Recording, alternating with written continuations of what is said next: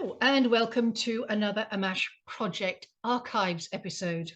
In this one, we are harking back again to 2012, around about November, and we are interviewing Dr. Judy Wood of Where Did the Towers Go fame. This book, guys, if you have not read this, this is absolutely amazing. She is an expert on the interferometry aspect, that is, the impact of different substances upon one another, as in the things that happened at the World Trade Center that caused dissociation of atoms and molecules, and for the buildings to turn into dust. Yes, they turned into dust, they were not blown up. Okay, so this is a very educational, very interesting, very thought-provoking interview, one of my favorites, I have to say. And she's with Andrew Johnson, who has been speaking a lot about the cover-up of energy technologies. And this is not a UFO ET talk. This is really about that other side. I'm passionately interested in free energy technology. And as Dr. Wood said, it's not about stealing anything. It's about what there is all around us that is available for us to tap in, and without us being charged through the nose for it. I think you'll find this absolutely fascinating. If this is new information for you, I urge you really to read this book.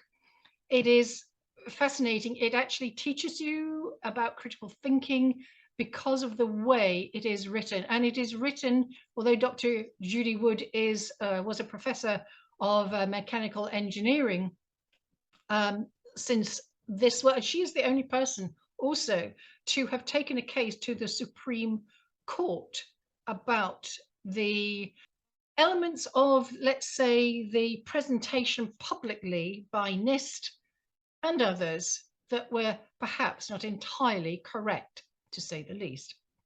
I hope you enjoy this. It'll certainly be a bit of a wake-up call for some, and I hope you'll find that as interesting as I did. And what a privilege it is to be able to have a chat with someone like Dr. Wood, who is able to be articulate and give a very good grounding for people like myself who have no science background at all. So thank you, Dr. Wood. Thank you, Andrew, for making this happen those years back. And let me tell you that everything that they have to say, 2012, is even more relevant today. I'm finding that is more and more the case as I'm doing this retrospective. So it's very important, guys and girls. We need to wake the heck up. Okay, enjoy this. Is Dean Wallach. I was taught how to bring down the Twin Towers using nothing but infrasound. Really?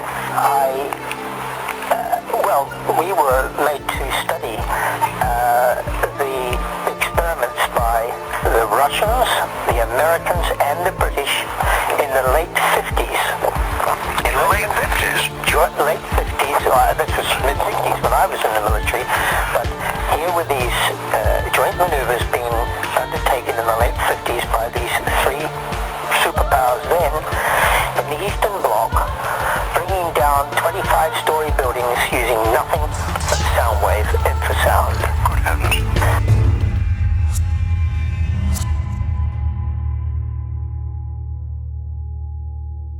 By about 2003, became a bit more sceptical, having got a broadband internet connection, and I'd started to download several videos and looked at various websites at that time. I then came across a film called 9/11: The Great Illusion, which was made by a Texan called George Humphrey. And one of the central pieces in that video was the analysis of the so-called collapse of the Twin Towers. Welcome to the AMASH Field Report. We're here at Northampton University with Dr. Judy Wood and Andrew Johnson.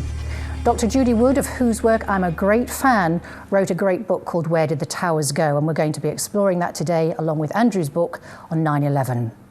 So, Dr. Judy Wood is a former professor of mechanical engineering, and so you may ask, what relevance does this work have to the AMASH research? Well, through Dr. Wood's extensive, exhaustive forensic research, and discovery about what in fact caused the turning of 2 quarter-mile-high buildings into dust in mid-air certainly looks at a different kind of physics, and that's what we're interested in. And so, as repeated and reported for decades, there have been flying saucers, triangles, cylinders, all kinds of objects seen. There have been beings reported of all kinds and descriptions, and these are clearly using a different kinds of physics. So that is our ground, that is our base, and where we're going to start our talk today, a different kind of physics. So I'd like to welcome now Dr. Judy Wood. Thank you very much for joining us here at Northampton University, and Andrew Johnson. Thank you very much for joining us. Thanks for inviting me.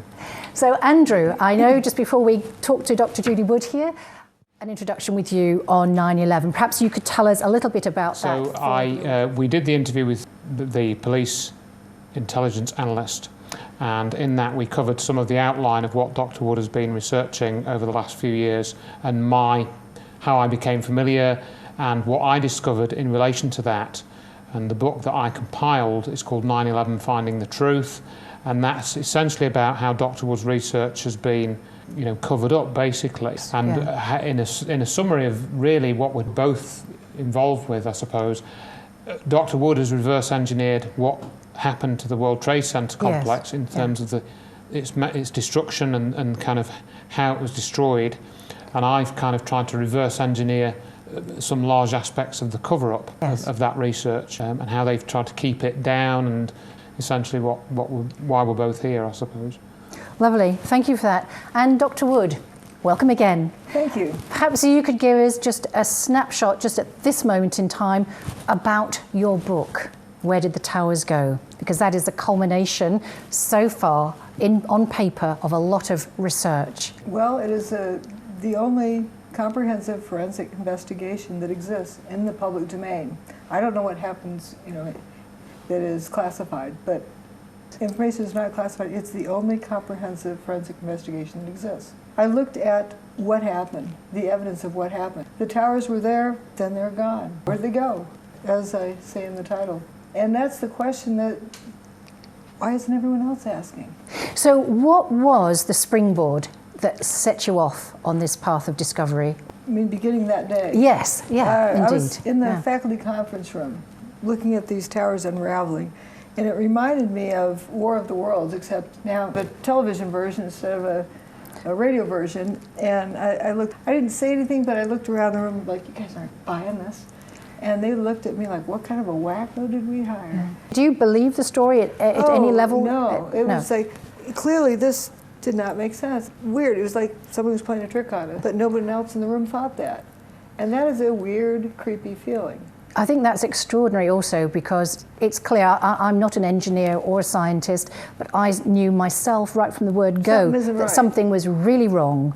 And it's taken your work, I have to say, to really help me put that in focus. So really, thank you for all the years. Well, thanks. But when I looked at that, when my eyes and ears don't agree, I just turn off my ears, just look. And that kept me from hearing what I was told to see. And the other people in the room apparently were seeing what they were told to see. And that, I think, was where the difference began. I kept thinking, well, the grown-ups are going to take care of this. Somebody else's job, not my job. And as things went on, it became clear that the grown-ups weren't going to look into this, weren't going to take care of this. And you begin to think, whose responsibility is this? This is our planet. This is our world. If no one else is looking into it, somebody's got to.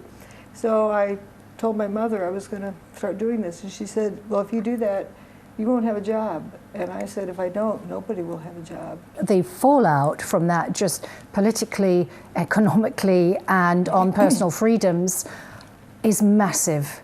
I mean, Andrew, you probably have documented that quite a lot, or certainly spoken about that quite a lot as well, from the Homeland Security or the Patriot Act and God knows whatever else, and England's followed suit, and Canada, and to some degree Australia, and our personal freedoms because of that, and because of this ridiculous, the war on terror mantra has become, the reason or raison d'etre.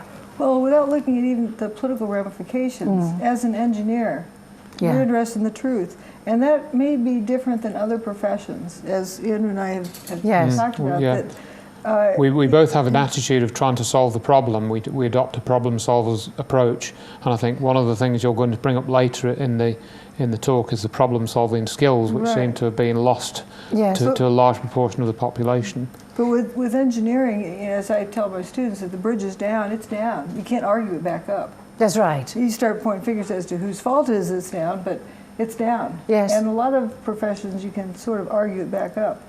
So Sure. let's look at the facts of what happened. That's how I approached it. But also, if what happened is not being addressed by anyone, what kind of a world do we have? And Exactly. you want it based on reality. And it felt like I was in the twilight zone. And coming forward to the NIST report, which is the National Institute for Standards and Technology, I think it's and technology, isn't it? Which was, I can't remember what the funding costs were for that. It was enormous, wasn't it? It's more of what it was about. And there was a wonderful lawyer I met who figured out a way to get at the problem.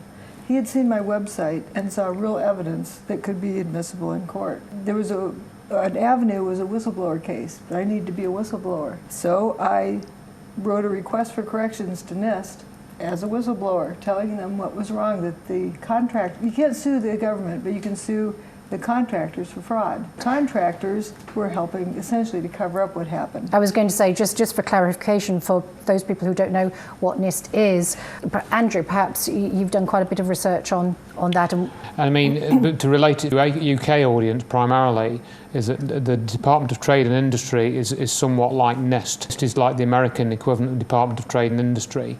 And they were given a mandate by Congress to produce a technical investigation into how the towers were destroyed. Obviously, we had the 2003 9/11 Commission report, which was kind of, what agencies failed in their procedures and, who did, where were those failures and so on, and supposed security failures. That was in the 2003 report, which they didn't want to do. And then later they had to produce technical reports, which ended up being 10,000 pages long, and they came. Was it August 2005 or September? September 2005, wasn't it? They came out, and I think that the cost was something like $16 million or $13 million, millions of dollars basically. Unbelievable. And it was supposed to be, like the done deal on what happened to the World Trade Center towers, or the two towers primarily. They weren't tasked with investigating buildings, which I'm sure Dr. Wood will discuss later, because it wasn't just the two towers that were destroyed. The whole thing went, and so that in of itself is something that people need to look at. What I've said in a couple of the talks I've done is the NIST report cost millions of dollars and was a dishonest investigation. If you want an honest investigation, you can have one for $40. So I do hope that the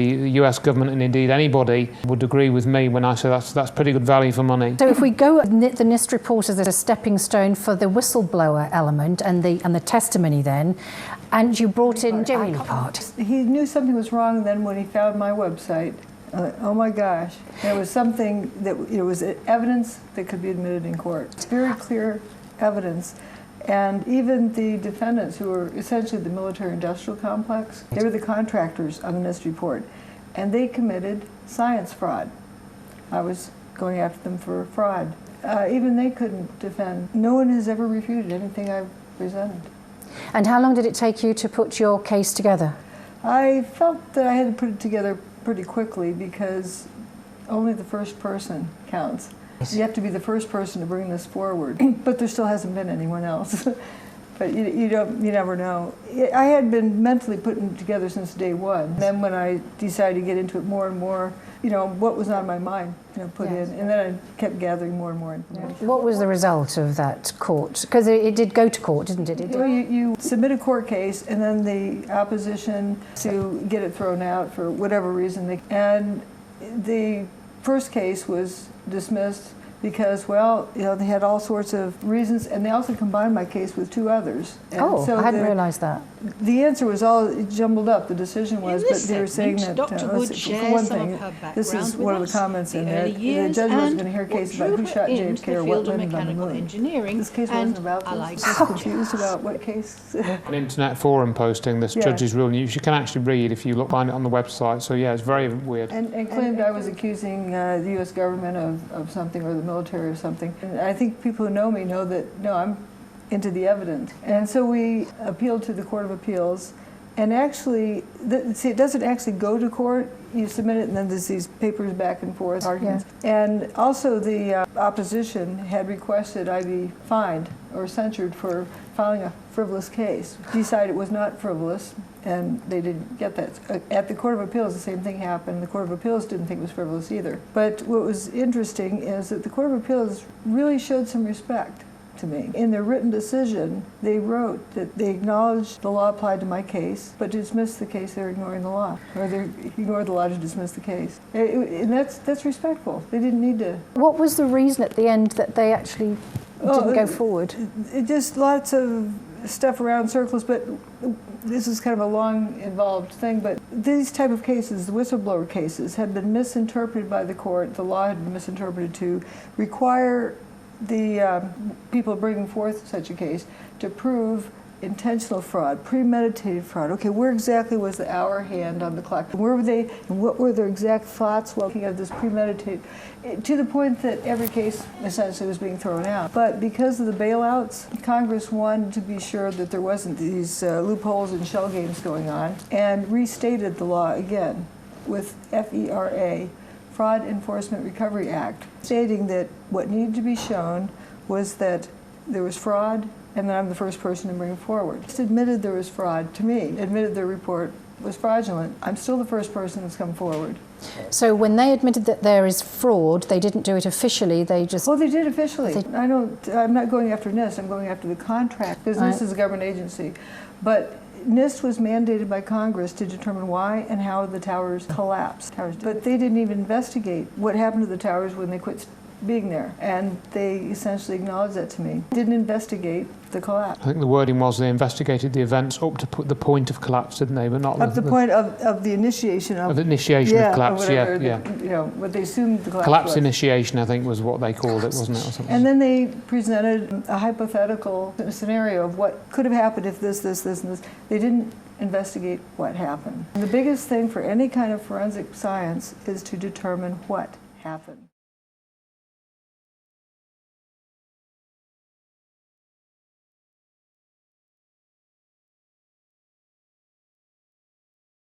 I don't know you very well in the UK, and so it'd be nice to know the person behind the professor. Well, where should I begin? What got you started in engineering?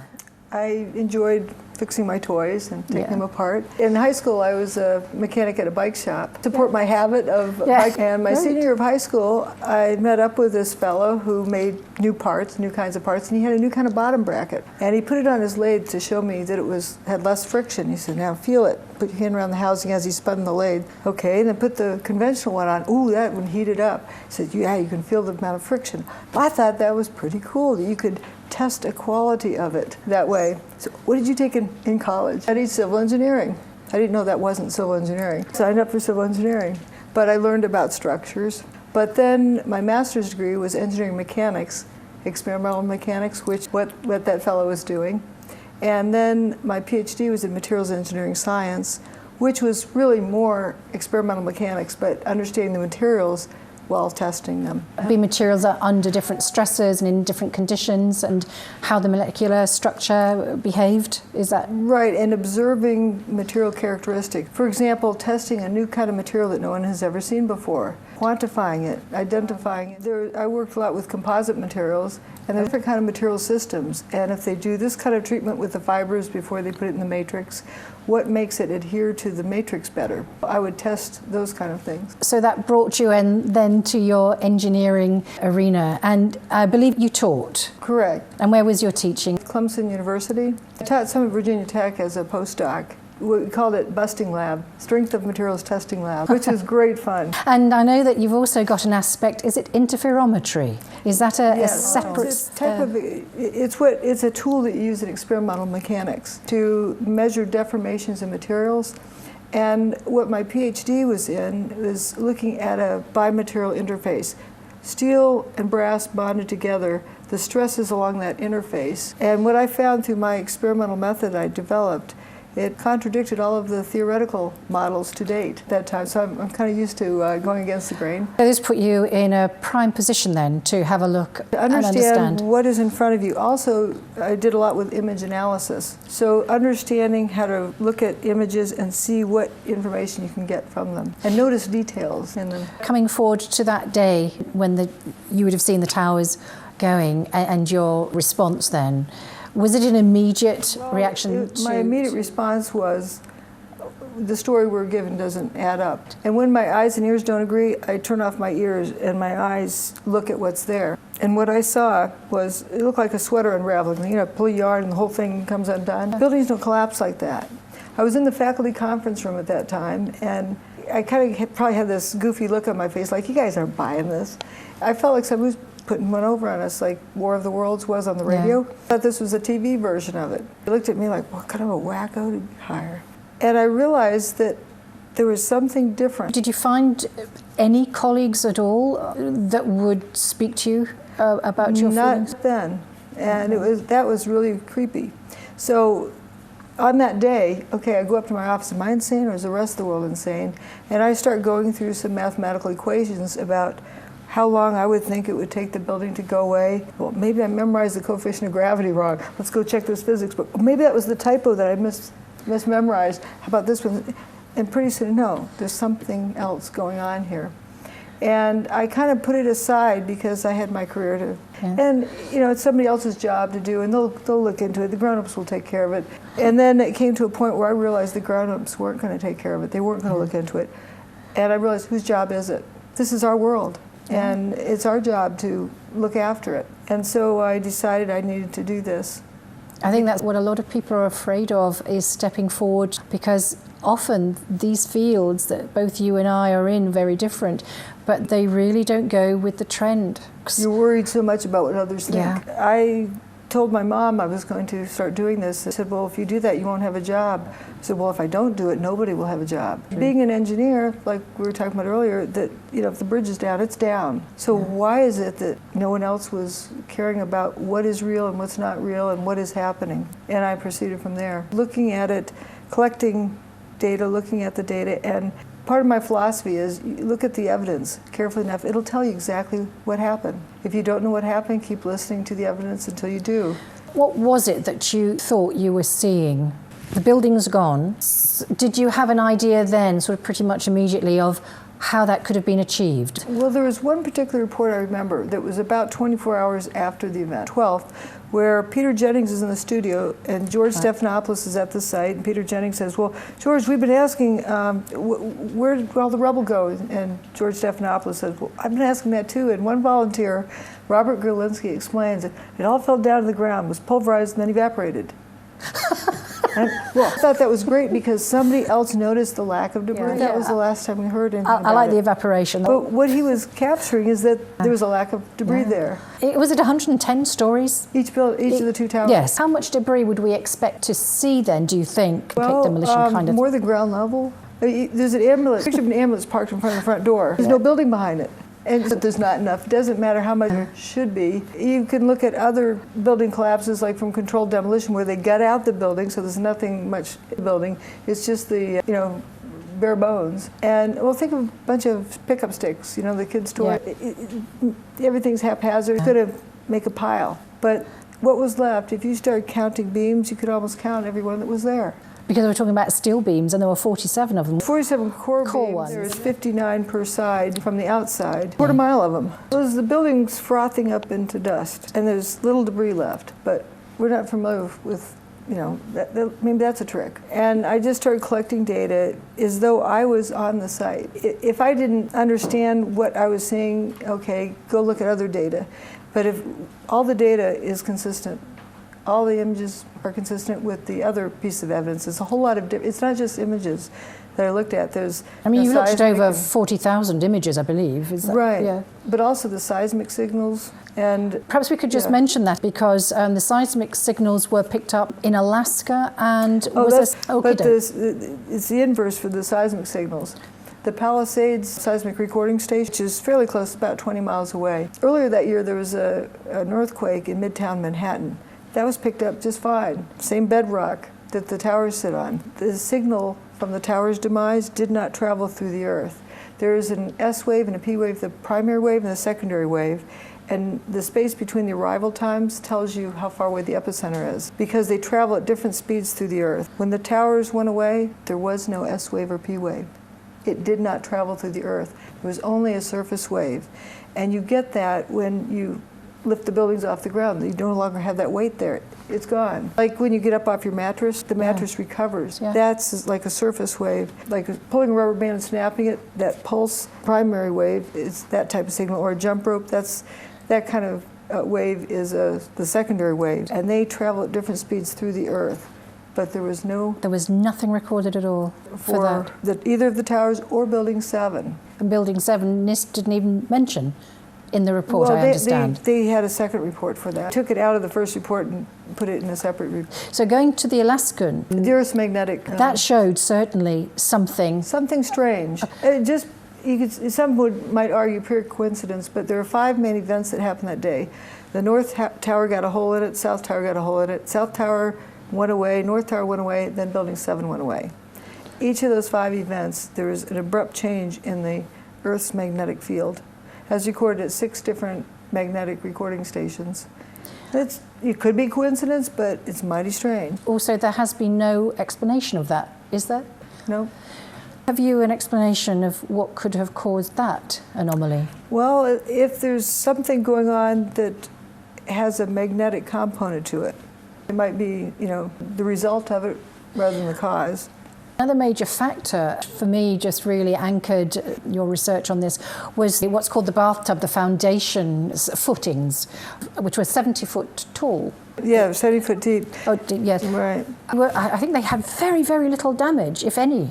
I haven't seen any damage on them, but there was no water leaking through. The bathtub, well, the towers were built in the Hudson River because on reclaimed land from the Hudson River. Right, because bedrock was 70, that's 7 times 10, 70 feet below the water table. And they built the towers on that bedrock, but that's 70 feet down. So they built this dike around it that they called the bathtub. It's sort of the inverse, it keeps out rather than in. And the bathtub begins sort of at the old shoreline out the distance, but 70 feet down. And if that dike had been ruptured, you have all sorts of subways that connect in there. All of Lower Manhattan would have been flooded. That didn't happen. And also talking about the trains and those underground tunnels, again, I believe there was virtually no damage or minimal. There was some here and there, but Yeah. when they excavated down, well, there's some pictures of the PATH train terminal. The PATH trains are the subways that go over to the Jersey side. They were built in 1900-something, before 1910. Maybe they built things better back then. Could hold up. And there's pictures of FEMA going down. They put X's on things, count how many bodies they recovered or injured people, whatnot. They have those red X's on the subway car. Everything's intact. Water on the platform, but you have fire hoses and you have things are open. The earth moving equipment that came in to help clean up the area, and within a day or so they brought in earth moving equipment, that began to damage the bathtub. 2 500,000 ton buildings crashing down, didn't? That was just my next point. Had it been any kind of demolition in the conventional sense, the bathtub would have had to have been affected As a matter deeply. of fact, the remains of Building 6. Building 6 lost the middle approximate 50%, and it was an 8-story building next to Tower 1. The westernmost portion of it, when they're going to take it down, they didn't put bombs in it. They used cables to pull it down because they're afraid of damaging that bathtub wall. And I tell you what's also very interesting, Dr. Wood, is that they brought not only the earth-moving equipment, but they brought loads of earth onto. Now, I know we're perhaps jumping ahead into what was going on and why they would be doing that, but because it was fuming, wasn't it? After the event, there was this continual fuming that went on for weeks. And all this dirt being shipped in. What I like to begin is that saying the towers didn't burn up or slam to the ground, but turned into dust in midair. And we know that because not just seeing it, but if they'd slammed to the ground, you'd have this pile of stuff left over. You'd have a broken bathtub. You'd have a seismic recording of it. Those things didn't happen. So we know it turned to dust in midair. When the dust landed, it's apparent that the dust continued breaking down and then began to rise up. It became finer and finer, and it got to the size of approximately DNA, of the size of red blood cells. People inhaled it right into their bloodstreams. all the constituents of the buildings, and that includes organic matter. Joining us. Well, thank you for caring about this. It's so important. I think one of the most important things is that our perceptions have been changed, our perceptions have been managed, and this is absolutely incredible to me. Now I am kind of hopefully wide awake to that 9/11 event. But I want to telling me that the dust particles went down to the size of DNA, which I hadn't actually realised, which is phenomenal. And people were breathing that in, and we know that there was so much sickness and illness with first responders. Every constituent of the building was dustified. It's a unique word because we've never seen this happen before, so we don't have a word for that.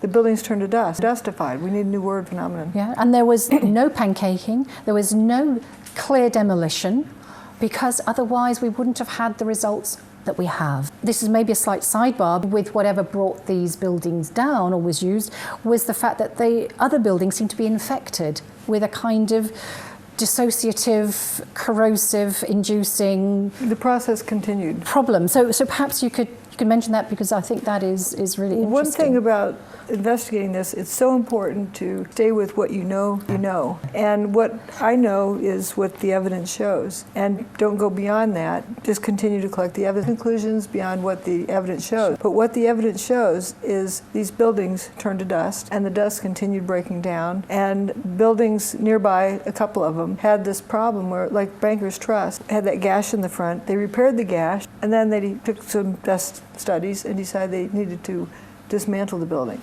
The entire building? Just after they repaired it. Yeah. It took about 10 years. Whatever dissociation or whatever corrosion was going on was fast acting, as I understand it, as well. It was something that didn't seem to be stopping, and they had a difficulty with that. Also, there's other weird qualities of this event. We've kind of covered the bare bones of it, but looking at the dust itself and also different measurements that were taken there, there's a nuclear reaction of some sort going on. Not normal nukes. There was no Geiger counter going off the chart, alerts. People around the world would have measured that. There was tritium. Tell us about tritium. Tritium is an isotope of hydrogen, and it's only found in nuclear processes. And so there's some nuclear process going on there. It's very similar to what was termed cold fusion, which is a type of free energy, but it shows that something strange is going on. Also transmutation, elements changing, materials changing into other materials. And some of these effects have been reproduced in labs. Again, I don't know exactly what gizmo did this, but we can reproduce it, all of the effects.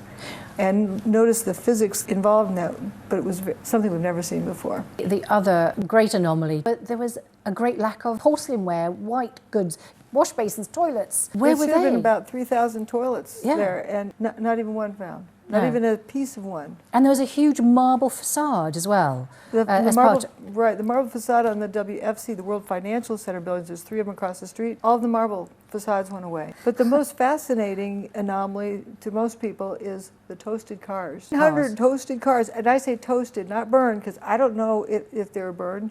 There was some weird thing that happened. And what I mean by toast is they're toast, they're history. You got to get another one. You can't fix this when it's too far on. But there's 1,400 at least. So some of those cars weren't even nearby. I mean, they were, you know, they weren't right under it. They were maybe half a mile away, maybe somewhere further away.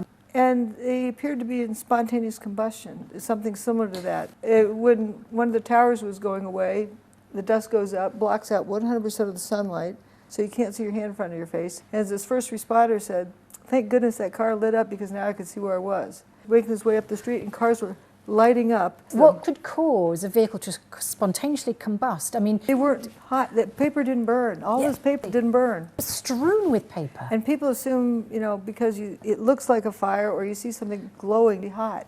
But when you have paper not burning, you realize it's glowing for a different reason. And we do know of something that glows. You know, hot things do glow, but not everything that glows is hot. Think of fluorescent light bulbs, incandescent light bulbs. There's a different process going on. And also what was interesting about the cars is, again, like the Bankers Trust building that had to be pulled down, there seemed to be a huge rapid corrosion going on the rusting of the cars, and also some of the cars, their soft areas like the tyres were still inflated, but there was some of the window trimmings also intact where the doors would be. It wasn't heat related, like this police car that's totally toasted in the front end. Front passenger door, totally toasted right up to that line. The back passenger door looks like in pristine condition, showroom floor. And the inside, totally toasted, like it had some rip-roaring fire in it. That's what it looks like. But the police lights on top, the plastic lights? Intact. Intact. So it wasn't that hot. So it obviously had a boundary. It Yes, obviously abrupt boundaries. abrupt boundary. And you don't see that with fire. Fire, you get black, white, shades of gray in between. You get rip-roaring and then a nanometer over pristine condition. And also Again, you were mentioning, there are various trees in these areas. trees didn't get toasted. The trees didn't get toasted. Buildings didn't get toasted. The signposts didn't get toasted, neither did the traffic lights. And there's one particular road, West Broadway, for 4 blocks north of the Trade Center complex. I think every car had at least some portion, maybe all of it was toasted, maybe some of it was toasted down there. And from the helicopter view of it, that area, none of the adjacent buildings had anything on them. So if someone's going to say the cars were ignited by falling debris, why did it just fall down that canyon between the buildings? Only hit the vehicles.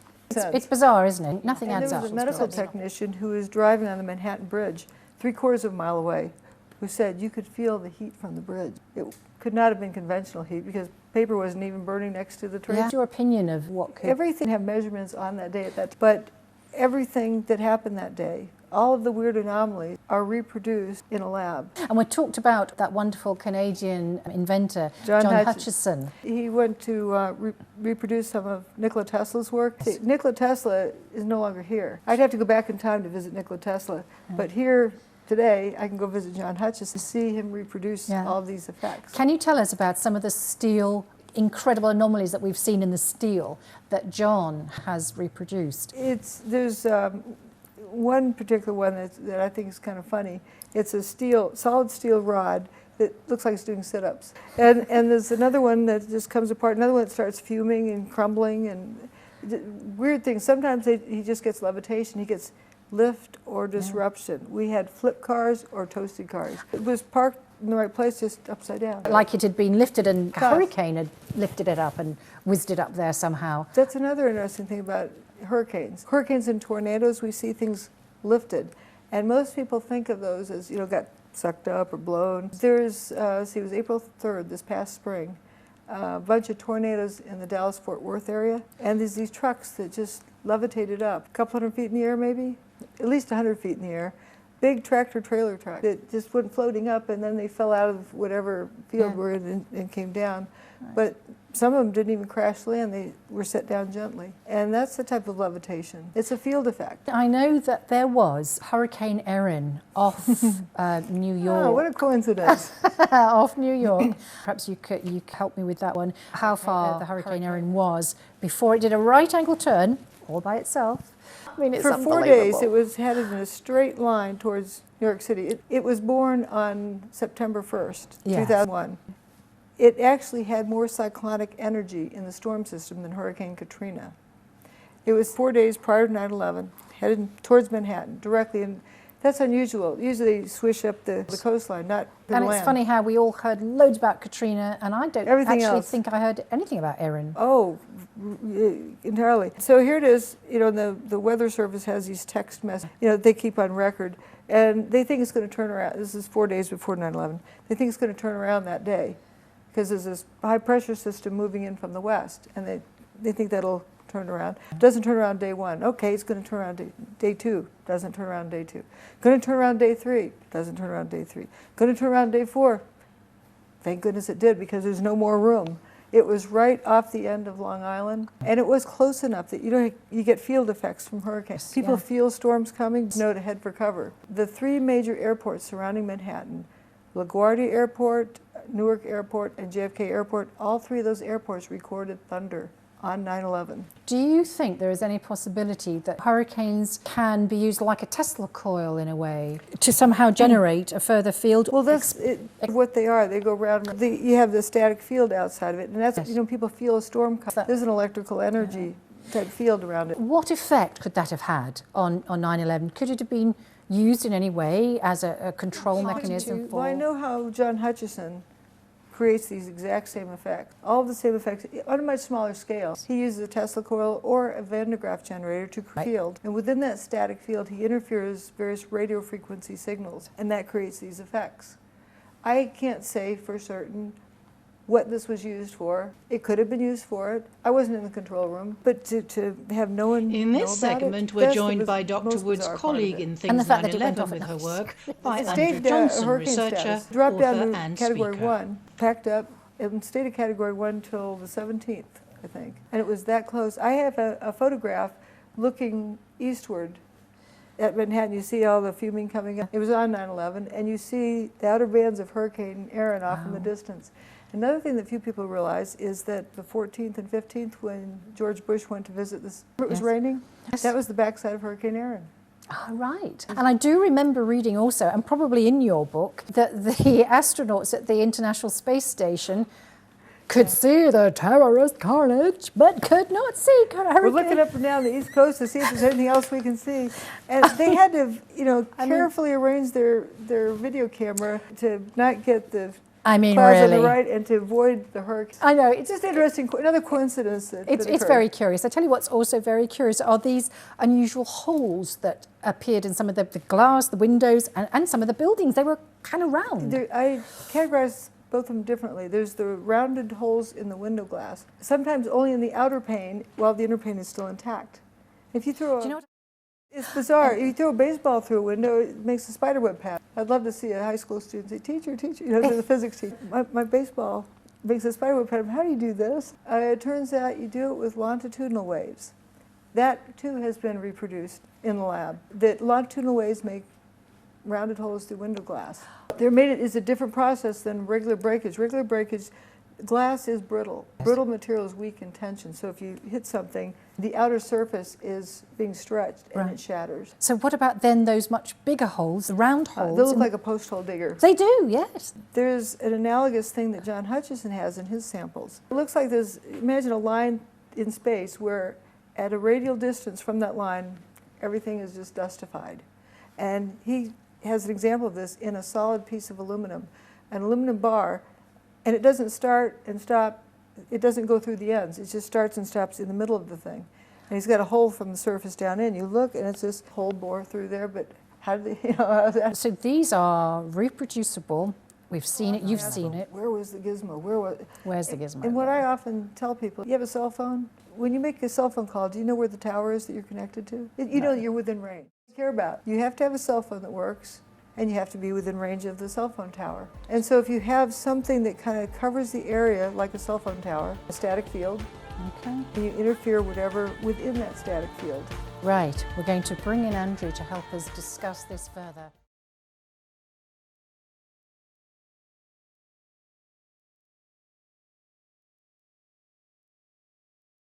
Dr. Judy Wood, visiting the UK from America, and we're here at Northampton University along with Andrew Johnson. And perhaps you tell us a little bit about how you feel 9/11 has affected, well, the whole of the globe. And it has. Some people think of it as a car wreck that happened 10 years ago where the wrong party got the traffic ticket. Wrong party was blamed, but it actually was an attack on human consciousness around the planet. The entire planet was affected. I agree. And it affects people how they see things. For example, why did so few people see what actually happened that day, on that day? I've discovered there's 3 reasons. 1, poor problem-solving skills from the school system, whatnot. 2, peer pressure or groupthink. They want to go along with the herd. And the third thing is terrified of the implications. If they see this, what does it mean? And that scares them back. Any one of those 3 things would prevent them from seeing it. Now, I like to focus on the first thing, problem-solving skills. And there's a real trick to this. It's how actually magic tricks are done. You first must determine what happened before you can determine how it happened. If you direct folks to focus on how it happened or who did it, they're assuming what it is. So they're solving an imagined problem, not the real problem. And then they're focusing on this being the cause or that being the cause, that being the cause of what. And they go round and round and round and round, argue in circles for years and years and years, and never solve it.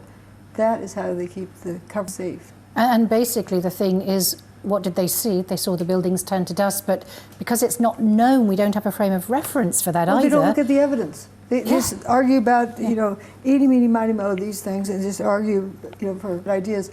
But no one has looked at the evidence to determine what happened. And there's the incident that happened a little over a year ago, that court case that was over-publicized big time in the U.S. and I think around the world about Casey Anthony, the mother who supposedly killed her child. The media convinced the public she was guilty. Of what? I'm not saying she's innocent, but the prosecution failed to prove what happened. They didn't know what happened.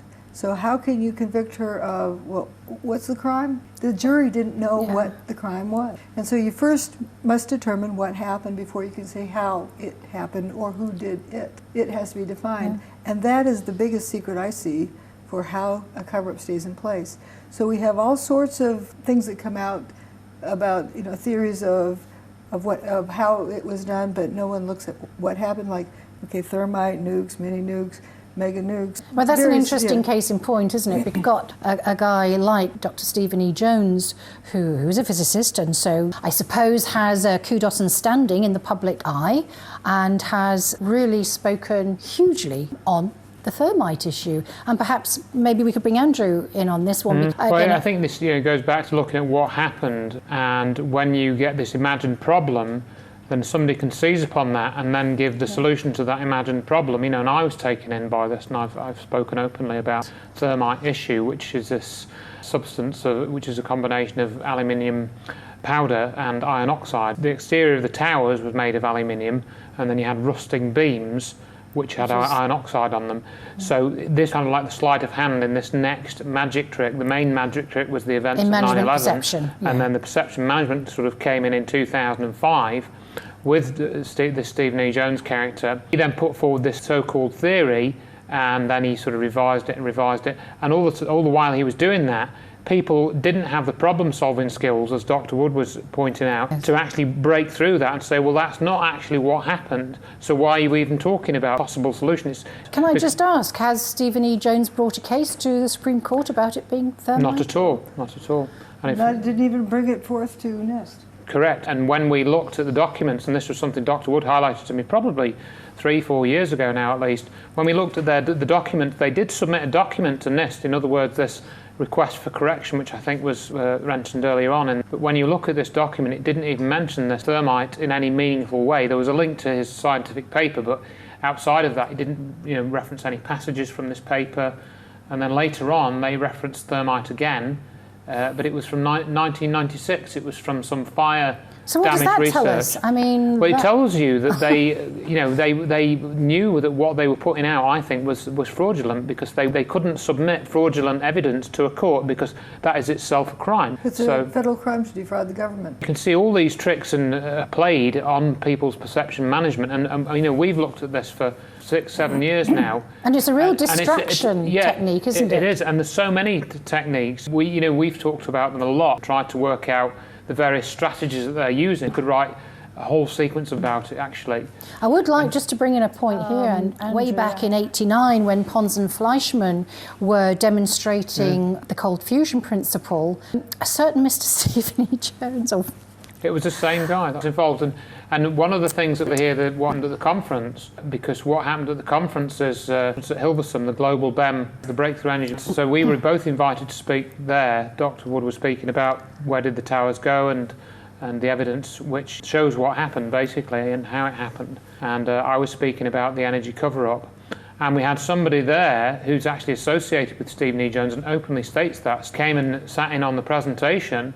He became, without going into the details, when Dr. Wood was talking about what's called tritium, which is actually a radioactive substance which should only be seen in nuclear reactions. This was found in anomalous levels at the World Trade Center when they analysed, I think it was in the dust, wasn't it? They analysed it? Analysed in the water the water in the basement of Right, Building okay, 6. so they took some water from the basement and then made some measurements on what substances they found in this water, one of which was this substance called tritium, which is an isotope of hydrogen, and it's radioactive. Normally only produced in nuclear reactions, inside a nuclear reactor when a nuclear bomb's gone off, or this sort of thing. I have to wonder how it got there. So you have to wonder how it's got there. And this Sterling Allen character, when this evidence was displayed in this talk, he became quite uncomfortable with this. And isn't it quite interesting that this fellow is closely associated with Dr. Stephen E. Jones, who was very much, as you were saying, involved in the cold fusion sort of cover-up in the 80s. Yes. One of the things that was the proof, Dr. Wood plays a clip of Dr. John Bockris. He said, when we discovered the tritium, this was the proof that cold fusion really was a nuclear process of some kind. And that's what upset all the physicists, because the chemists were saying, we've discovered this fusion process, and the physicists were saying, well, that's impossible because you haven't built a fusion reactor. And you don't have all the ionizing radiation, the stuff that cameras pick up. Right. So therefore, you must be bogus, or they also accused Bockris of spiking his samples with tritium, just dumping tritium in there, because there wasn't this other. Yes. And so what this is essentially, it's an energy phenomenon that we're looking at. This proves that it's something to do with a transfer of energy or a transformation of energy in some way. We don't understand it. We can see certain patterns and its relationship to John Hutchison's work. So done experiments with energy phenomena. For example, I think some of his samples have displayed evidence of nuclear reactions. Like the other main one in cold fusion is called transmutation, and this is where one element turns into another. You've had palladium electrodes have copper and silver end up inside the electrons, atoms of copper and again, this breaks the laws of physics according to what the physicists say. It's just very interesting because it involves cold fusion and it involves Jean Malov, and the fact that your student Michael Zebour who was working with you on proving that aluminium in fact did indeed glow red, what happened to him, and that he was the nephew of William Zebour, who was working with Dr. Eugene Malov, who was killed, I believe, murdered in 2004, the day before he was going to present a desktop device in Washington, which I assume would prove that's the story that we'd heard about Malov. Yeah. Yes, there are these links, and you can establish them. I mean, it's just interesting too because it involves Dr. Wood. Right. The fact that Michael Zebour was working with you. I'd like to make a correction. Sure. It wasn't that we were testing aluminum. That's been a known fact for a couple hundred years. We were demonstrating because I couldn't find any images on the internet. Things are hot, they glow. You look inside a kiln where everything's the same color. Hot things glow. Aluminum is not an exception, but Stephen Jones was telling us that aluminum is silvery at all temperatures. Yeah, in daylight conditions. And he's a physicist. Physicist. And this again was one of these things that he was willing to lie about. You could see that this again was perception management, and it was important. So he was trying to manage people's perception of those facts because there was something beneath that which was very revealing, and that again was the energy phenomenon, which you could essentially see was there. You'd studied this evidence, worked out what actually happened. I just thought it was too much of a coincidence that this dear soul was working with you, that his uncle was working with Dr. Eugene Malov, and who was subsequently killed a couple of years prior to Michael Zebour, who was killed in 2006, and that it involved cold fusion, and Michael Zebour himself was interested in the 9/11 issue and the Virginia Tech thing. I don't usually like to keep things with the evidence, not I know, but it's just kind of interesting, isn't it? Those links, they'll come to their own conclusion as to what, what I just can't help myself. One thing I do find interesting, getting back to the evidence, a few people realize that what I talk about is just the evidence, and only the evidence. And what turns people off on looking at my work is all these rumors of ray beams from space or space beams. I don't ever talk about. And a lot of the people at the energy conference had probably heard that and were turned off of my work. And they listened to my presentation and they turned them around 180 degrees. They realized that, wait a minute, and they saw the connection with the energy conference. It was a wonderful conference, wonderful opportunity to turn this around, reverse it. But what's also interesting is in 2009, Pons&Fleischmann were vindicated by this 60 Minutes. Yes, it is indeed a real phenomenon. And Fleischmann was asked if he regretted anything. And he said, yes, I regret allowing my colleagues, or my competitor, to call this cold fusion. It's a low energy nuclear reaction. It's called cold fusion in the same way that my work is called space beams. It's by the same person. So in other words, when you give something a certain name, that's part of the perception management. Because that gets fixed and locked in, and it takes quite a bit to change that, doesn't it? Absolutely. Because they were assuming that Bockris was spiking his sample because it didn't have the ionizing radiation that high temperature fusion has. Because it's not that type of fusion, different process. You know, the hot fusion gang, they draw in gazillions of dollars and pounds in their research. And I don't think the other energy really does. I like what you said about Fukushima. I would say that people like Stephen E. Jones, if you go and look at the evidence of what he's tried to do with this data and this evidence, if you look at what he's actually done, he has essentially set back the cold fusion phenomena research or low energy nuclear reactions research by 20 years. And then if you listen to Pons&Fleischmann, by the end of the 1990s they had sustained reactions going on in their experimental setup. They were funded by Toyota. They got their funding pulled. So I blame people like Stephen E. Jones for what happened at Fukushima, because there is no need for us to be using that technology, and we've said this. I agree, I think absolutely. This, if you couple together what Dr. Wood has unfolded in the study of the World Trade Center destruction, you can see the energy phenomena is real. You clearly see that it's linked to cold fusion, and you can see the players that are involved. So somebody has got that knowledge, somebody has engineered that physics, because what happened, not a theory. You see that from observing the evidence. So those people, Stephen E. Jones, and there are several others around him. I think, is it Steve Koonins? He was appointed by panel. Obama, Department of Energy. So oddly, when you look at this, you get on it said that the people in the Department of Energy, they're not interested in free energy. They're interested in corporate interests and making sure that the status quo stays the same with energy. We're talking with Andrew Johnson and Dr. Judy Wood, who's over here from America at the University of Northampton, talking about free energy or different energy. I don't know if free energy is a right word for it, but... I mean, by free energy is it's free for the taking, but you're not stealing. Nikola Tesla was afraid of, he wanted to give free energy to the world, but he was afraid it would be used for evil purposes. Yeah. Been there, done that. Don't have that risk anymore, it's already been done. Until now, those who developed free energy technology in the secrecy of their basement have wound up suicided. If there's any silver lining in this cloud from 9/11, is it was a demonstration to the entire planet that free energy technology exists. No, I hadn't really thought of it like that. But think about it, now people can develop it in the light of day, as long as people are aware of that. Until now, folks have had to take some blind faith leap that, oh yeah, I think that person does whatever, or go to somebody's lab and witnesses, but with 9/11, the entire planet can know that free energy technology exists. It's just that we don't know that that's what it was. Right. We've been told, collapse, pile. Right. And it's like people learn with flashcards. I was reading somewhere that there's a figure of something like 4,000, I think, is 4,000. Is it only 4,000? 4,000 have had national security reasons. And I understood also, going sort of full circle on this right to present day, that I forget his first name, Keshi, the gentleman, the Iranian gentleman, who has brought a technology. I've looked at that website and so on, listened to Mr. Keshi, and it seems to be a case of jam tomorrow as what my perception of what he's doing is. And in fact, I was looking at this literally, I think, the day before yesterday, and this page where he was claiming where you could reserve one of his power reactors now being replaced with a page about the book that you can buy. So I'm really unsure. So maybe this is just sort of the scrabbling about as we get off our knees and onto our Don't look here, look over here. What we've said in other interviews is that this is the biggest issue of all. This is the big one. What is shown and revealed here by this research is the big one. The most important things to have been revealed to people in the last probably 2,000 years. I would, I know it might sound like overstating the case, but I think it is. That's why I'm spending so much time on it. It's so important that people understand the implications.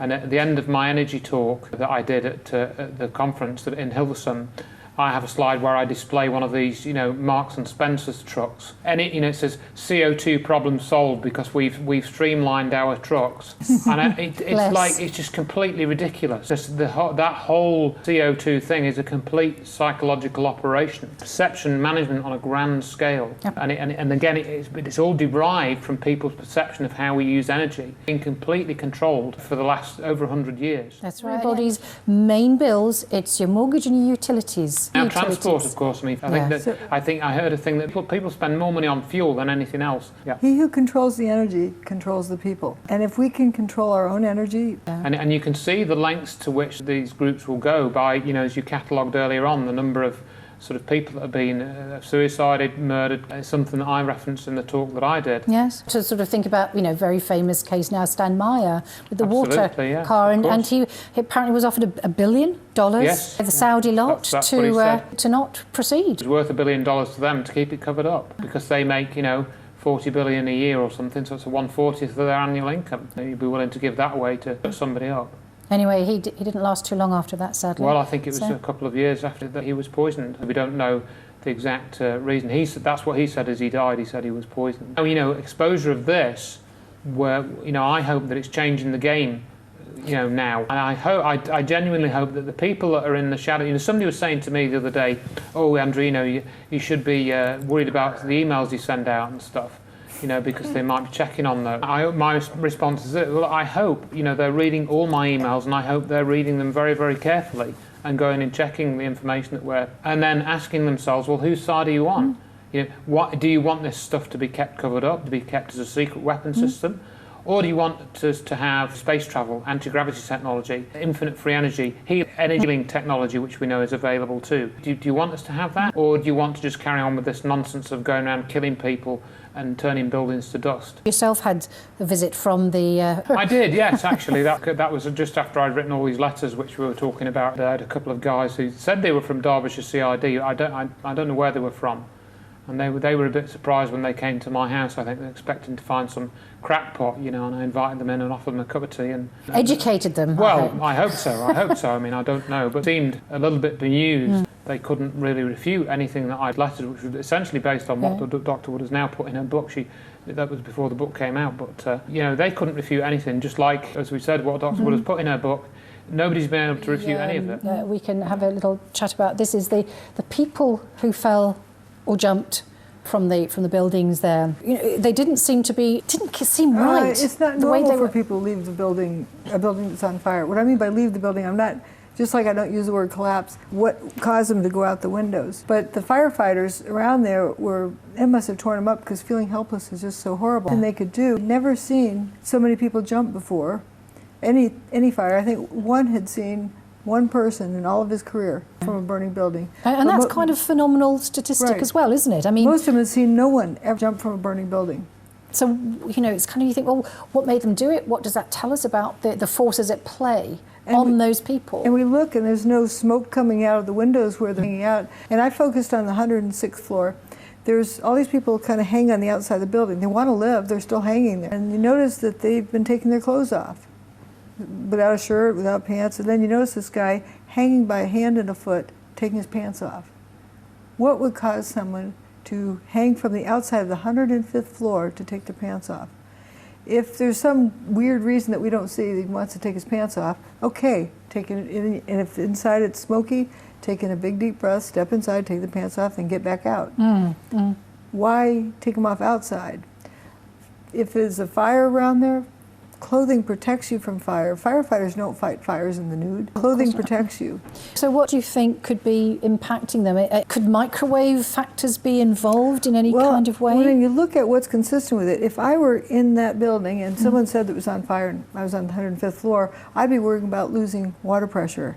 So I'd make a beeline to the bathroom, get myself wet, get my extra clothing wet, wrap around my head, and head for the stairs. Actually, there were some people who did that. There was a woman who did that, and a couple of stories later, she was out the window. No intention of killing herself. She said to her husband she was going to call him when she got down at the ground level. And so you'd be wet. If the fire sprinklers kicked on, you'd be wet. If it was hot and you're sweating, you'd be wet. So there's a very good chance these people were wet. There are some kind of energy fields that affect wet more than dry. Think of a microwave oven. A wet paper towel cooks and a dry paper towel doesn't. Think of an active denial system. I'm not saying that is what this is, but this is analogous to it. It's for crowd control. People cannot stand. They fire a microwave beam at a bunch of people and they disperse. They just cannot stand to be in that. And they just have to, imagine the stove burner and it's so hot it's glowing. If you put your hand on it, you don't stop and contemplate, shall I take my hand off? No, your hand flies off of there as reflex. If people are being cooked by a microwave or being fired up by some kind of strong energy field, they're going to get away from it as soon as they, without even thinking. Look at these people who've left the building. How am I out? There's one guy who's trying to flap his wings. How did I get here? None of them have anything in their hands. And I would think if somebody was choosing to jump, they'd have a picture of the loved one, they'd have their purse, they'd have some kind of identification, something near and dear to them. You'd have something with you. And other weird things, like there's one fellow who's 100 feet from the building, pant leg or whatever trailing off. How could that be, do you think? I calculate if you start from the very top of the building and is jumping, you know, standing broad jump, world record from like 1906, 1908. Because I'm assuming, you know, those shoes were about the same quality of our shoes. And the situation, if he went no horizontal wind resistance, just coasted as he dropped, he might barely get to that. That's, you know, world record effort. It's sort of the... So it's like something's propelled him out? Could be. Yeah, I mean, it reminds me of the hurricane you were talking about before, which has lifted up. Yes, bingo, bingo. Yeah. It's consistent with that. We don't have proof of it, but it's consistent. You were talking before, again, about the consistencies that follow through. Everything is consistent. This entire thing. And I wonder if we could just perhaps mention some of them just to, you know, consolidate those in people's mind. Perhaps, Andrew, you could come in on this. So the consistencies are things like the dustification. Lack of seismic signal. The lack of the seismic signal. Lack of a rubble pile left over. Lack of a busted bathtub. See, and the visual evidence too, both video and still images also show, you know, stuff is turning to powder. And continuing to break down. So continue to break. But this dirt that was brought in, got any good theories about what that might... Obviously, what was it? Because I don't know if anybody really knows that a whole load of earth was trucked in, soil, looked like soil you could grow your vegetables. Very nice, rich potting soil. Yeah. The various first responders commented that the further down they got, you know, cleaning out the bathtub, the richer the soil became.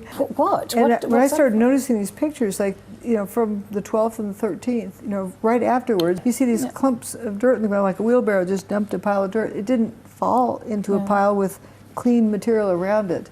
It was definitely brought in and dumped. And in 2007, I witnessed dirt trucks bringing dirt in and piling. Still in 2007? 2007, and then, you know, stirring around another dirt truck taking it out. So 6 years later, there are still some field effects going. Do you think something's happening? Going on? I mean, we don't know exactly what it, but, you know, the thing that we've discussed before was if you've got a chemical spillage, then that's peat. One reason to, you know, to bring peat or soil in to soak up. But another reason would, if we look at the energy phenomenon again, if there's a residual energy effect going on in the loose material on the ground, such as, for example, Dr. Wood's book described how the dust became finer and finer and finer. It was initially quite coarse, and then it lifted off the ground because it's so fine, it's lighter than air. So if that process was still going on in some of the other material that was still on the ground, you know, and whatever was there, then if you pile soil on top of it, then, you know, it's going to sort of soak up some of that material, however it's degrading or whatever is happening. You need to change that because the soil itself would then become contaminated maybe after, I don't know, a week. I think you noticed a weekly cycle, I think, when we discussed that before. I'm not sure what the cycle is. It seemed like it was just kind of ongoing in different areas. They're bringing dirt here while dirt was getting pulled out. There definitely seemed to be a cyclic process, though, where they were bringing it in and then taking it out. So it seemed like, as you said, changing diapers or changing nappies, as we'd say here. There's clearly something going on with that, but obviously, again, we don't know the full detail. No. But when we spoke to John Hutchison, he suggested that that's what happens with his samples. There's been studies written up about that I've referenced, where the more quantity of the material that's affected, the statement is that it's less self-quenching. And what was interesting, the nuclear test way back when, that the very first nuclear test, the folks deciding to go forward with it knew that the scientists did not know if it would be self-quenching, if it would stop. They went ahead with that testing. They thought the nuclear action had a possibility of going on after the main bomb had gone off. And on. And just on and on. I don't know if it was when you visited in 2007, because did you go as well, Andrew? I went to New York in 2008. But were there, am I correct in thinking that there were still people with hazmat suits on there? Yes. Yes, there were. And I videoed them hosing down the site. Phenomenal. Still in 2008? Yeah, 2008. In October 2007, we have some photographs of, they have, you know, keep things behind the gate where you can't see it, and they're opening the gate and we're there with the camera. And here's one of these dirt trucks leaving, and they're hosing it down very carefully, completely hosing it down. On leaving? Yeah, inside the gate. It comes out of the gate, goes up about a block and stops. The driver pops out and somebody else pops in and drives the truck further. The whole thing, it really is amazing. That, you know, and the cover-up as well. I mean, You know, And how easy it is to cover these things up. Dr. Judy Wood, with a fascinating discussion on 9/11, the energy issues and what it means, with management perception thrown in just for good measure. We're going to pick that bit up right now. Dr. Judy Wood, this kind of holding, controlling and dumbing and this blinkered aspect, how can we get the 9/11 issue to break through that? Can you see that happening? Yes. Good. If folks can focus on learning good problem-solving skills of what happened, because what happened, the building turned into powder in midair. So if any other scenario that folks are concerned with doesn't address that evidence, it's a distraction. It's like a magic show. And, so that's the thing, yeah. just to absolutely stay... Focus on the guess- evidence, and the evidence will show you what happened. And once you know what happened, you realize that all of the other stuff going on is irrelevant. It doesn't apply to this problem. You have to define a problem in order to solve it. And what has been done is a problem has been assumed, and that assumed problem does not apply. I think what we've discussed privately before why Dr. Judy's book is so important. There's two main reasons really. One is the evidence of 9/11. But I think, as we've discussed, when you go through that process of studying it, it teaches you a new way of thinking, or it sort of shows you a new way of thinking. It teaches you, it gives you back much more critical thinking skills. And one of the things that you empowers. Dr. Wood has said is that you take responsibility for reading the information. And one of the things we found, we've commented this as well, that people have to actually take responsibility for having read this book. It really is like that. It's like no other book. You have to take responsibility for having read it. And they feel understanding empowered. it. The person ends up feeling empowered throughout the book. I have to say, I absolutely agree with that, because I dipped in and out of your book, Andrew, before, seen interview or listened to interviews, both in fact. But when I read this, and although not everything stuck, some main points, salient points have stuck, and it's absolutely underpinned everything, because I have to say you've got a great skill in making it extremely understandable to the non-scientist. I'm a total layperson, wouldn't understand a lot of complex issues, but the basics, it's obvious and it's so well explained. There's something else I've learned about it that I hadn't anticipated this, that made it even more powerful. People have pride, they have egos, and to admit that they were duped on 9/11, they can't admit that to somebody else, but it's just them in the book. They have nobody to feel embarrassed in front of. They can work through and get empowered, and they no longer feel taken over. I think the thing is, as well, is, where does this take us as well? Knowing that the NIST report was fraudulent and all the things that we've already discussed, I know those, as far as I'm concerned, that they're a fact, but where can I go with that? If enough people read this book in the next couple of weeks, everything would change. I mean, it's a whole new sort of situation you're looking at, really. As I alluded to before, that is all real. It depends really on how many people become aware of the information, and we've also talked about things like that and why it's important. And I have sort of, some days I think, oh well, it's going to break through now and we're going to get a wider sort of understanding of what has been shown. But then other times you'll meet somebody in the street and they just have absolutely no idea of anything about what the truth of 9/11 is. They've just seen it on the TV and they just don't realise what sort of effect that's had on their mind. If there was no other evidence but, say, the bathtub and the seismic evidence, you don't need any more. I tell you what, I don't need any more personally. And what that made me do, it kind of had a little mini explosion in my head, which was, I wasn't that close, but it kind of blew any, kind of closure right off the hinges. To totally understand that it's a 360-degree cover-up. All the developed countries across the globe, they're in it together. They really don't want us knowing and pushing the boat out here. What I like to ask is, those who planned 9/11, do you think they just forgot to plan a cover-up? Yeah, and I mean that's again what I've looked into is the cover-up itself, and it's soul destroying really, because it's almost like if people have seen that film Invasion of the Body Snatch, the person sort of turns into an alien, but outwardly there's no difference. It's like when you confront people with this information, some people really digest it and it changes. I've had people say, read Dr. Wood's book, read Andrew Johnson's book, they'll change your life, and then other people just on an Amazon review, because I give my book away free on an electronic version, and free is still too much. giving it away free, it still costs too much. You get this sort of complete opposite. But it illuminates something. Yeah, it illuminates something going on, and that goes back to the human consciousness thing that Dr. Wood referenced earlier on. There's some kind of self-sorting or self-organising process going on. There are a number of things which I think feed into that, but 9/11 is certainly a very, very big one. Did you find that the Breakthrough Energy Conference in Holland in just this month in November, did anything really come from that, from your presentation? I found that the people who spoke to me felt like this changed their whole outlook on things. It's a way of thinking. It's kind of led around by a string, you know, following breadcrumb trails, but you're free of that. See what's in front of you. Don't wait to be told what to see. I mean, I have a hope that, you know, one of the things at the energy conference was that, you know, there's kind of a very sort of positive thing, breakthrough energy, we're all going to have free energy. But without an understanding of this, you're not really going to get very far.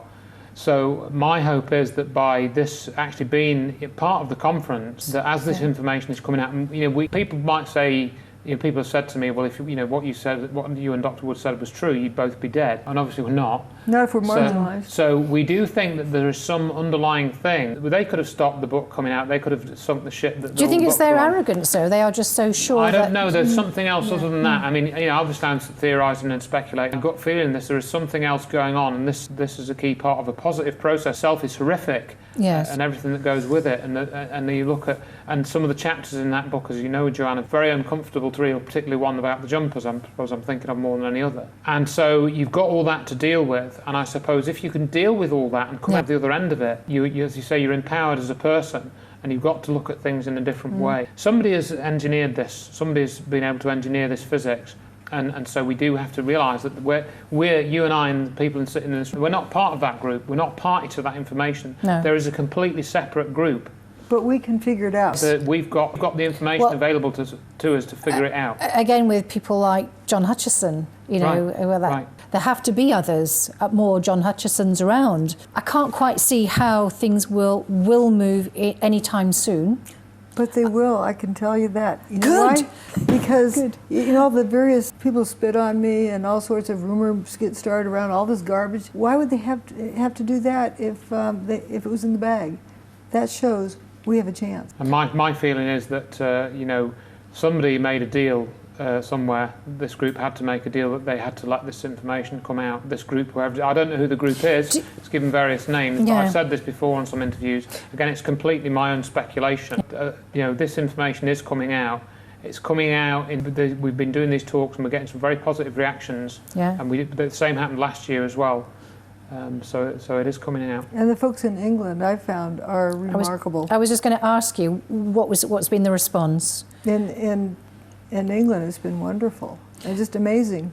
Compared to other places I've been, people seem more sure of who they are and secure, so they can take in new information and see it and think about it. We can be a bit of a feisty lot, can't we? Well, I think one thing that I've observed is that, you know, the British understatement of many things, and Dr. Wood's presentations, as if you watch them, see sort of, it's just, here's the evidence, you know, here's what thump the table, and we've got to get these people. Did he ever talk about your work at all? Alex Jones? To this day? No? Well, I can't imagine why. He refers to me by a different name than my name. Oh, I see. Okay. Did you get much response from your Coast to Coast, which is a very popular American radio station? Did you get much response after you spoke there? Yes, I did. Some people, that's the first they'd ever heard of me. Oh, many really? of them. Many people. Right. It is. Doesn't that just go to show you just how deep this cover-up is? But whatever hosts have me on, and you better be ready for this, especially in the U.S., a host that'll have me on, who hadn't had me on before, suddenly gets covered, immersed in all of these emails saying, oh, you're discrediting yourself by having her on, you know, this mistake, she's been disproved. And listen, in the field I'm in, we already there's just a pile of this stuff that comes out, and often a host will just not have me on again because they don't want to go there. They don't want to have that's never going to happen with us. We're too far down the rabbit hole for all of that nonsense. And there's one particular person that has really impressed me, who has spoken out of about my work, is Jesse Ventura. The only person out there who has talked about my work and never made a mistake. Yeah. Have you actually met?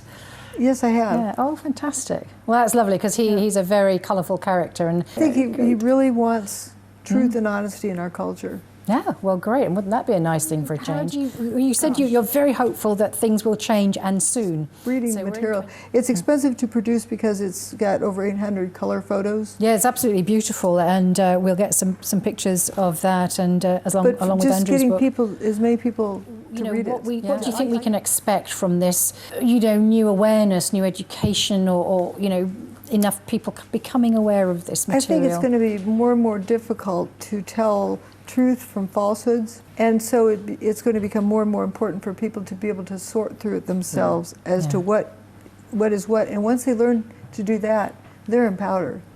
I'd like to thank you for having us on and for caring about this subject. Oh, I do. That's the biggest thing, and for your listeners for caring enough to listen to the show, because caring about this planet and where we're going is what it's all about. And for the human race, it's no smaller. There's a lot at stake here. There is a lot at stake, and I think we're on a pivotal point. Myself, I think we're on that axis. I fully agree. Tipping point. And I don't know about you, Andrew. We're just wrapping up the last minute. Yeah, I mean, just if people want to follow this up, checktheevidence.com is my website, drjudywood.com. You'll find a lot of the information on there. It's obviously it's all free and download whatever you like. Yeah. And there's various other interviews that we've done which will cover some of the points we haven't had chance to fully explore here. And the book that I've written is free on Kindle, iPad, EPUB. Just remind me what it's called again. It's called 9/11 Finding the Truth. Right. So people That's a can compilation book as well, is it? I believe. Yeah, it's essentially a compilation of articles, and there's an audio version as well that people can download. Okay. Well, again, I just want to thank you enormously for your work, Dr. Wood. Without you, I wouldn't be so enlightened or empowered, and I can only hope that many, many more people read this book. And I'm not selling it, folks. I just think it's amazing, and I've learned an awful lot. And Andrew, I have to thank you again for introducing me. And I'd just like to say this is the MASH Field Report over at Northampton University. And Dr. Judy Wood's about to go and give her talk, and I'd like to thank her again, and Andrew, everybody listening, watching.